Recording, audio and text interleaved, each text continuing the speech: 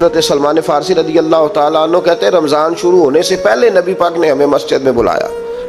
اور خطبہ ارشاد فرمایا باقاعدہ، اور ارشاد فرمایا لوگو تم پر ایک مہینہ آنے والا ہے جس میں اللہ اپنے بندوں پر خاص قسم کی رحمتوں کا نزول فرماتا ہے۔ خود رسول پاک نے ہمیں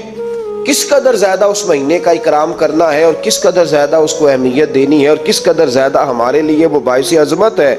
کہ جس مہینے کے فضائل خود رسول پاک علیہ السلام نے بیان فرمائے،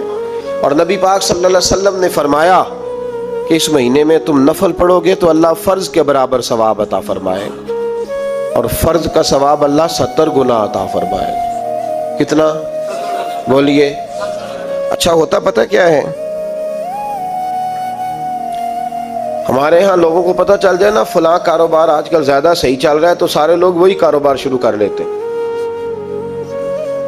سی این جی کچھ دنوں بڑی زبردست تجارت ہوتی تھی، تو میرا خیال ہے کہ ہر کلومیٹر پر اللہ ماشاءاللہ سی این جی نظر آتی تھی۔ اب لوگوں نے سمجھ لیا ہے کہ شاید کھانا کھانے کا لوگوں کا مزاج زیادہ ہے، تو ہم جس چوک میں کھڑے ہوتے ہیں، جس جگہ جاتے ہیں، وہاں لوگ سب سے پہلے بتاتے ہیں کہ یہاں فلاں ہوٹل بڑا معروف ہے، اس پہ آپ کو کھانا کھلائیں گے۔ تو اب ہر آدمی نے ہوٹل کھول لیا، بلکہ اللہ تعالیٰ معاف کرے ہمارے ہاں تو تعلیم بڑی اچھی تجارت ہے۔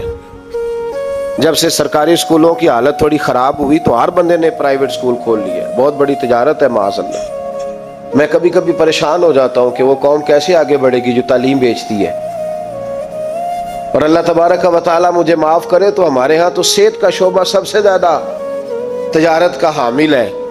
کہ اگر کوئی آدمی اچھی انویسٹمنٹ کر کے کسی اچھی جگہ ہاسپٹل بنا کے کوئی 2-4 اسپیشلسٹ ڈاکٹر بنا لے تو پھر تو وہ بے شک جھاڑو کے ساتھ پیسے جمع کرے،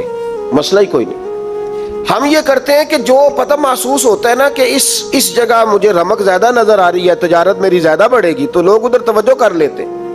او خدا کے بندو، صحابہ کا مزاج یہ تھا کہ جہاں انہیں پتہ چلتا تھا نا اس نیکی کا ثواب زیادہ ہے